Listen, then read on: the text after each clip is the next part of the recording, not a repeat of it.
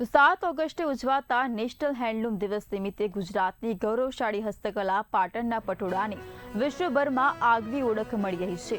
Double ikat કારીગરી GI tag અને 900 વર્ષની પરંપરાએ પાટણના પટોળાને વૈશ્વિક ઓળખ અપાવી છે। સદીઓ જૂની પરંપરા, અદ્વિતીય ડબલ ઇકત કારીગરી અને રેશમી તાંતણામાં રંગોની અદ્ભુત ગૂંથણીથી તૈયાર થતું પાટણનું પટોળું ભારતીય સંસ્કૃતિ અને હસ્તવણાટ કલાનું જીવંત પ્રતીક છે। આધુનિક યુગમાં પણ પરંપરાગત કારીગરી પરિવારો આ કળાને પેઢી દર પેઢી જીવંત રાખી રહ્યા છે અને ભારતની સાંસ્કૃતિક વિરાસતને વિશ્વ વિરાસત સુધી પહોંચાડી રહ્યા છે।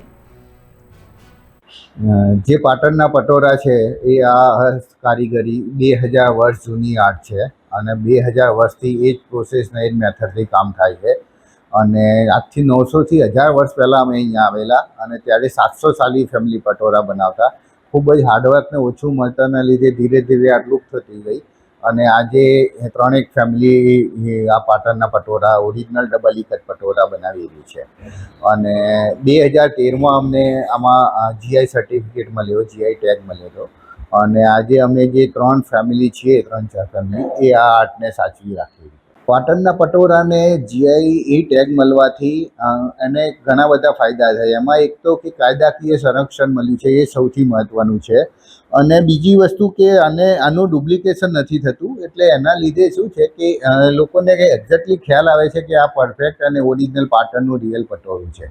જે આ પાટણનું રિયલ પટોળું છે એ નીતા અંબાણીજીના ત્યાં, સચિન તેંડુલકરજીના ત્યાં બી છે, પ્રધાનમંત્રી, ઇટલીના પ્રધાનમંત્રીને બી પાટણનું પટોળું જે છે એનો ખેસ એમને પહેરાવીને એમનું બી બહુમાન કરેલું।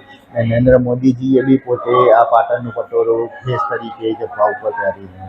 હું પાટણમાં અમારા પરિવારમાં પટોળા બનાવવાનું કામ કરું છું।